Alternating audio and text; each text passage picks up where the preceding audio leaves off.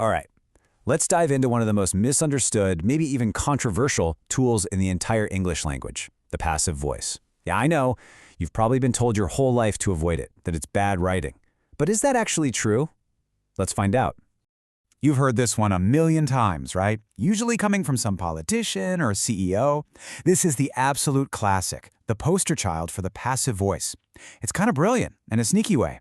It lets you admit something went wrong without ever saying who did it. And that really gets to the core of it, doesn't it? Just because this sentence is used to dodge blame, does that mean the entire passive voice is a grammatical villain? Or is there maybe a little more to the story? Now, if you're suddenly having flashbacks to a high school English paper just covered in red ink, you are not alone. For decades, the advice from teachers, from editors, from style guides has been pretty much the same. Just don't use the passive voice. And look, this is a standard critique you always hear. And honestly, it's often for good reason. A lot of the time, the passive voice is the sign of clunky, bureaucratic writing. The big argument against it is that it just sucks the energy right out of your sentences. Okay, but this is the single most important thing to get straight. Using the passive voice is not a grammar mistake. It is not incorrect. It's a stylistic choice. And the real skill isn't learning to never use it, but knowing exactly when and why you should. So if we're going to use this tool properly, we first need to understand, what it actually is. Let's break down the basic difference between the active voice and the passive voice. The easiest way to think about it is this. In the active voice, the subject is the star of the show. They're the one doing the thing. She threw the ball. Simple, right? But in the passive voice, the subject just sits there and receives the action. The ball was thrown.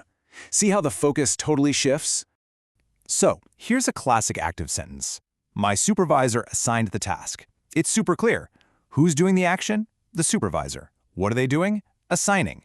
It's direct, it's to the point, no confusion. Now, let's just flip that sentence to the passive. The task was assigned by my supervisor.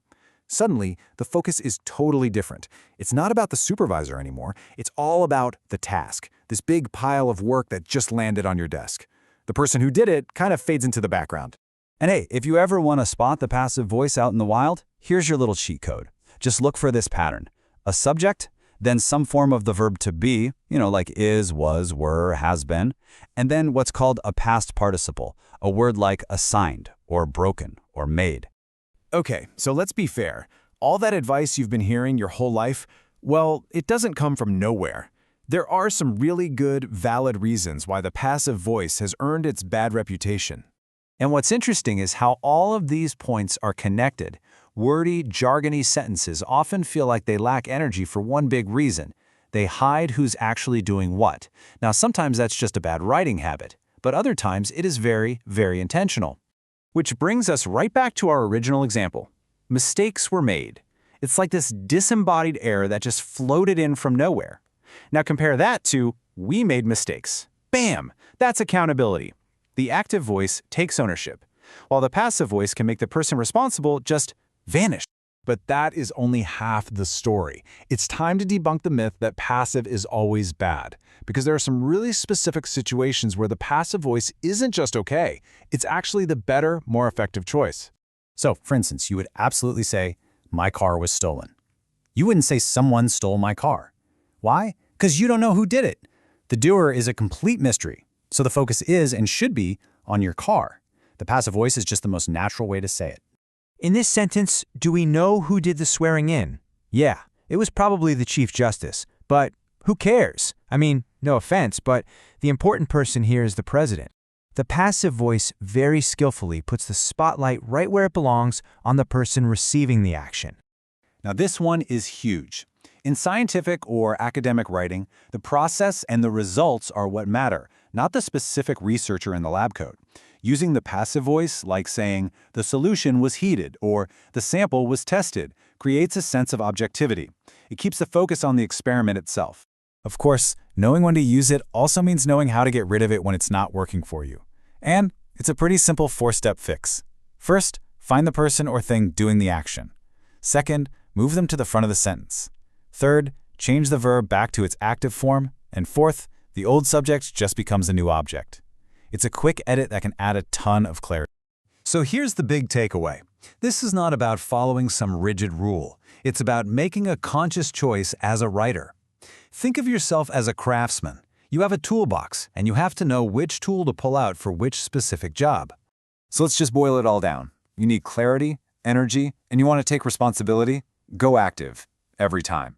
But if you need to shift the focus, or if the actor is unknown, or you're writing in a more formal, scientific way, the passive voice is your friend. It all comes down to what you're trying to do.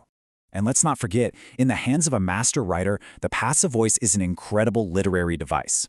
Here, Gabriel Garcia Marquez wants you to see the treasure and the corpse first. The historians, they're almost an afterthought. By using the passive voice, he directs your gaze exactly where he wants it, and it creates this really powerful, haunting image. So, let's just put this whole controversy to rest. Using the passive voice is not a grammar crime. Is overusing it a sign of weak writing? Yeah, maybe, but using it strategically with purpose, that's the sign of a sophisticated writer who is in complete control of their message. And that's really what this all comes down to. The next time you sit down to write, the choice is yours. Are you going to be active and direct, or are you going to use the passive voice to deliberately shift the focus? Now you know how. The power to choose is in your hands.